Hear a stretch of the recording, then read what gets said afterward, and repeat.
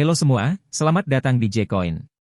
Kali ini, kita akan menjelajahi dunia perbankan, khususnya bagi mereka yang tidak memiliki rekening bank, yang dikenal sebagai unbanked, dan mereka dengan akses terbatas, dikenal sebagai underbanked. Bagaimana kita bisa memahami dan mengatasi masalah ini? Mari kita bahas bersama.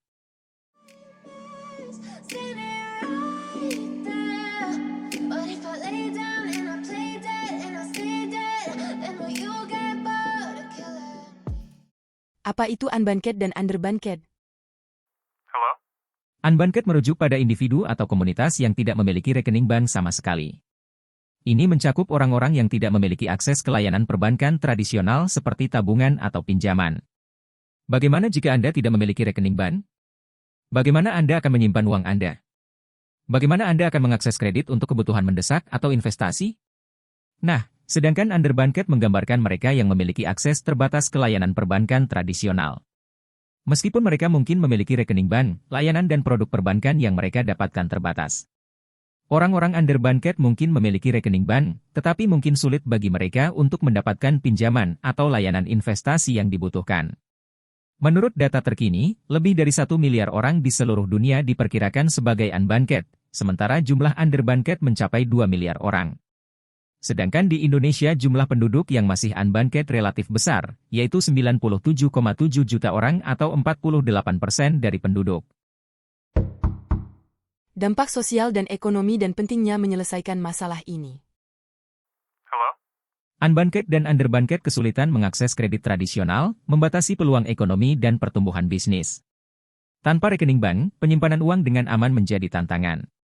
Ini meningkatkan risiko keamanan dan kesulitan untuk mengelola keuangan. Di negara maju, proporsi unbanked dan underbanked cenderung lebih rendah, tetapi tantangan inklusi finansial masih ada. Di negara berkembang, jumlah unbanked dan underbanked mungkin lebih tinggi, mencerminkan tantangan aksesibilitas dan literasi keuangan. Menyelesaikan masalah unbanked dan underbanked dapat mendukung pertumbuhan ekonomi dengan memberikan akses ke layanan keuangan yang lebih luas. Inklusivitas finansial menjadi kunci untuk memastikan bahwa semua lapisan masyarakat dapat berpartisipasi dalam perkembangan ekonomi dan keuangan. Dengan memahami secara mendalam tentang unbanked dan underbanked, kita dapat melihat bagaimana DeFi dapat memberikan solusi inovatif untuk memecahkan masalah ini. Selanjutnya, kita akan menjelajahi bagaimana DeFi dapat memberdayakan masyarakat berpenghasilan rendah. Stay tune. Peran DeFi dalam pemberdayaan ekonomi masyarakat berpenghasilan rendah. 1. Konsep dasar DeFi. DeFi, atau Decentralized Finance, adalah sistem keuangan terdesentralisasi yang menggunakan teknologi blockchain untuk memberikan layanan keuangan tanpa melibatkan otoritas pusat.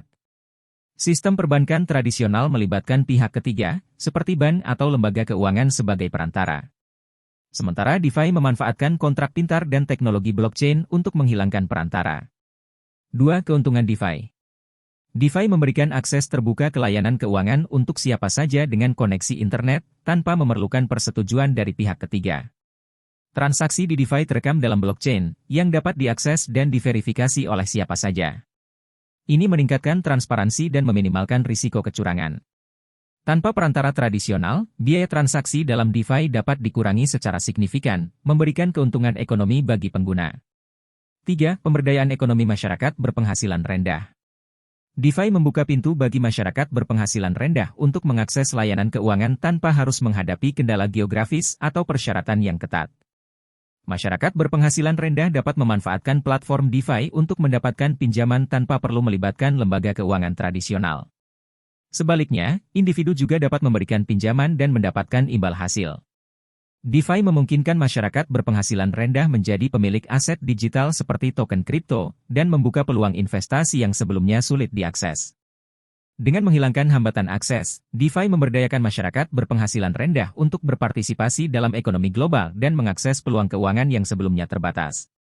Dengan mengintegrasikan DeFi dalam sistem keuangan, kita dapat melihat bagaimana teknologi ini dapat memberdayakan masyarakat berpenghasilan rendah secara ekonomis. Selanjutnya, kita akan membahas contoh konkret dan proyek DeFi yang telah berhasil memberdayakan kelompok ini. Tetap di sini untuk informasi lebih lanjut. Pemberdayaan ekonomi masyarakat berpenghasilan rendah melalui DeFi. Halo? 1. Akses ke layanan keuangan. Pemberdayaan ekonomi melalui DeFi berarti memberikan kontrol langsung kepada masyarakat berpenghasilan rendah atas keuangan mereka tanpa bergantung pada lembaga keuangan tradisional. DeFi memberikan akses langsung ke layanan keuangan seperti tabungan, pinjaman, dan investasi tanpa perlu melibatkan perantara seperti bank atau lembaga keuangan konvensional. 2. Layanan keuangan tanpa batasan geografis. Masyarakat berpenghasilan rendah di berbagai wilayah dapat mengakses layanan DeFi tanpa terkendala oleh lokasi geografis atau struktur perbankan tradisional. DeFi memungkinkan individu berpenghasilan rendah mendapatkan pinjaman tanpa perlu memberikan jaminan fisik, seperti rumah atau kendaraan. 3. Pengurangan biaya dan transparansi. Dengan menghilangkan perantara, DeFi mengurangi biaya transaksi secara signifikan, membuat layanan keuangan lebih terjangkau bagi masyarakat berpenghasilan rendah. Transaksi yang dicatat dalam blockchain memberikan tingkat transparansi yang tinggi, memastikan bahwa individu dapat melacak dan memverifikasi keuangan mereka. 4. Peluang investasi dan pemilikan aset. Masyarakat berpenghasilan rendah dapat berinvestasi dalam berbagai aset digital, seperti kripto yang memberikan peluang pertumbuhan nilai investasi. DeFi memungkinkan individu memiliki kendali penuh atas aset mereka dan hak kepemilikan tanpa bergantung pada lembaga keuangan tradisional. 5. Partisipasi dalam ekonomi global. Melalui DeFi, masyarakat berpenghasilan rendah dapat berpartisipasi dalam ekonomi global tanpa batasan yang biasa, terkait dengan sistem perbankan tradisional. DeFi menciptakan kesetaraan peluang, memungkinkan masyarakat berpenghasilan rendah untuk bersaing secara adil dan mendapatkan manfaat dari pertumbuhan ekonomi. Dengan memberikan akses tanpa perantara, mengurangi biaya, dan memberdayakan masyarakat berpenghasilan rendah memiliki kontrol penuh atas keuangan mereka, DeFi membawa revolusi positif dalam mencapai inklusivitas finansial. Mari teruskan perjalanan ini dan eksplorasi lebih lanjut. Contoh kasus penggunaan DeFi untuk masyarakat berpenghasilan rendah. Hello? 1. AAV, peminjaman dan pendanaan tanpa jaminan fisik. AAV adalah platform DeFi yang memungkinkan pengguna berpenghasilan rendah untuk mendapatkan pinjaman tanpa perlu menyediakan jaminan fisik. Ini memberikan akses ke layanan pinjaman tanpa hambatan aset. Seorang individu berpenghasilan rendah dapat menggunakan AAV untuk mendapatkan pinjaman dengan menyimpan aset digital sebagai kolateral, memanfaatkan pinjaman tanpa memerlukan jaminan fisik. 2. Uniswap, akses ke likuiditas dan pertukaran aset. Uniswap adalah protokol pertukaran aset DeFi yang memungkinkan pengguna untuk menukar berbagai token kripto tanpa perlu melalui perantara tradisional.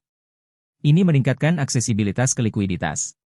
Masyarakat berpenghasilan rendah dapat menggunakan Uniswap untuk menukar aset digital tanpa perlu membayar biaya transaksi tinggi yang mungkin terkait dengan pertukaran tradisional. 3. Compound, menyimpan dan menerima bunga dari aset digital. Compound adalah platform DeFi yang memungkinkan pengguna menyimpan aset digital mereka dan menerima bunga dari pinjaman yang diberikan kepada peminjam lain. Ini menciptakan peluang penghasilan pasif. Seseorang berpenghasilan rendah dapat menyimpan aset digital mereka di Compound untuk mendapatkan bunga tambahan, memberikan cara alternatif untuk meningkatkan kekayaan mereka. 4. MakerDAO, peminjaman stablecoin tanpa perlu jaminan fisik. MakerDAO memungkinkan pengguna untuk mendapatkan pinjaman dalam bentuk stablecoin tanpa perlu memberikan jaminan fisik. Ini memberikan stabilitas nilai aset. Seorang individu berpenghasilan rendah dapat menggunakan MakerDAO untuk mendapatkan pinjaman stablecoin yang nilainya tetap terkait dengan mata uang fiat, tanpa harus mengorbankan aset fisik. 5. Gitcoin, pendanaan proyek berbasis komunitas.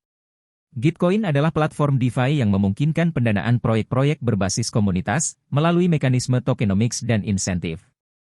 Masyarakat berpenghasilan rendah dapat berpartisipasi dalam pendanaan proyek-proyek inovatif tanpa perlu memberikan kontribusi finansial besar, melainkan melalui kontribusi waktu atau keterampilan. Contoh kasus penggunaan DeFi ini mencerminkan beragam cara di mana teknologi ini telah membantu masyarakat berpenghasilan rendah. Dari pemberian pinjaman tanpa jaminan hingga pertukaran aset tanpa perantara, DeFi memberikan solusi inovatif dan inklusif bagi individu yang sebelumnya mungkin sulit mengakses layanan keuangan. Dengan lebih banyak proyek dan platform berkembang, potensi pemberdayaan ekonomi melalui DeFi semakin berkembang. Tetaplah terhubung untuk informasi lebih lanjut dan inspirasi. Tantangan dan solusi dalam mengadopsi DeFi. Hello? 1. Literasi keuangan. Banyak masyarakat berpenghasilan rendah mungkin tidak memiliki pemahaman mendalam tentang konsep-konsep keuangan, seperti blockchain, cryptocurrency, atau mekanisme DeFi. Solusi untuk tantangan ini adalah dengan merancang program edukasi keuangan yang terfokus pada konsep dasar DeFi, menyajikan panduan langkah demi langkah melalui seminar, tutorial daring, atau aplikasi mobile yang mudah digunakan. 2. Akses teknologi. Beberapa masyarakat berpenghasilan rendah mungkin menghadapi kesulitan dalam mengakses perangkat teknologi atau koneksi internet yang stabil, menjadi hambatan untuk mengadopsi DeFi. Solusinya adalah melalui kolaborasi dengan organisasi atau inisiatif yang berfokus pada memberikan akses teknologi kepada masyarakat berpenghasilan rendah. Langkah konkret dapat mencakup penyediaan perangkat murah atau pelaksanaan program subsidi internet. 3. Volatilitas kripto. Nilai cryptocurrency yang fluktuatif dapat menimbulkan kekhawatiran bagi masyarakat berpenghasilan rendah, terutama yang kurang berpengalaman dalam investasi. Upaya mengurangi risiko volatilitas dapat dilakukan dengan mengadopsi stablecoin yang nilainya terkait dengan mata uang fiat. Selain itu, penting memberikan edukasi intensif kepada masyarakat tentang risiko ini dan memberikan panduan praktis untuk mengelolanya. 4. Keamanan dan perlindungan konsumen. Rendahnya tingkat keamanan dan perlindungan konsumen di sejumlah platform DeFi dapat menimbulkan risiko kehilangan dana atau serangan keamanan. Langkah penyelesaiannya adalah memastikan bahwa platform DeFi mematuhi standar keamanan tinggi dan menyediakan mekanisme asuransi untuk melindungi dana yang disimpan di platform tersebut. Tantangan dalam mengadopsi DeFi mencakup literasi keuangan, akses teknologi, volatilitas kripto, dan keamanan. Namun, dengan pendekatan edukasi yang kuat, akses teknologi yang ditingkatkan, penggunaan stablecoin, dan standar keamanan yang tinggi, tantangan-tantangan ini dapat diatasi. Dengan demikian, DeFi dapat menjadi lebih inklusif dan dapat diakses oleh masyarakat berpenghasilan rendah dengan risiko yang dikelola dengan baik. Tetaplah bersama kami untuk terus mengeksplorasi dunia DeFi yang berkembang. Peringatan dan edukasi, risiko dan pentingnya riset sendiri dalam DeFi. 1. Peringatan risiko dalam DeFi. Sebagai pengguna DeFi, penting untuk menyadari bahwa investasi dan partisipasi dalam layanan keuangan terdesentralisasi memiliki risiko yang terkait. Risiko-risiko tersebut meliputi sebagai berikut. A. Nilai aset digital yang dapat bervariasi secara signifikan dalam waktu singkat, mengakibatkan kerugian besar atau keuntungan. B. Platform DeFi dapat menjadi target serangan keamanan, meningkatkan risiko kehilangan dana atau informasi pribadi. C. Ketergantungan pada kontrak pintar memperkenalkan risiko kegagalan atau eksploitasi kelemahan yang mungkin tidak terduga. 2. Pentingnya melakukan riset sendiri. Pemahaman yang baik tentang konsep dasar DeFi, termasuk cara kerja blockchain, smart contract, dan mekanisme lainnya, sangat penting sebelum terlibat. Langkah-langkah untuk melakukan riset meliputi sebagai berikut. A. Sebelum menggunakan platform DeFi tertentu, lakukan riset menyeluruh terkait sejarah keamanan, reputasi, dan pembaruan regulasi. B. Menganalisis dan diversifikasi investasi di berbagai proyek DeFi dapat membantu mengurangi risiko terkait dengan volatilitas aset. 3. Disclaimer dan saran untuk penonton. Informasi yang disediakan di dalam konten ini bersifat umum dan bukan merupakan saran investasi. Segala keputusan investasi harus didasarkan pada riset dan pemahaman pribadi. Kami menyarankan Anda untuk melakukan riset sendiri sebelum membuat keputusan investasi dan memahami sepenuhnya potensi risiko yang terlibat dalam DeFi, seperti berikut. A. Pelajari konsep dasar DeFi dan cara kerjanya. B. Pahami risiko yang terkait dengan investasi dan partisipasi dalam layanan keuangan terdesentralisasi.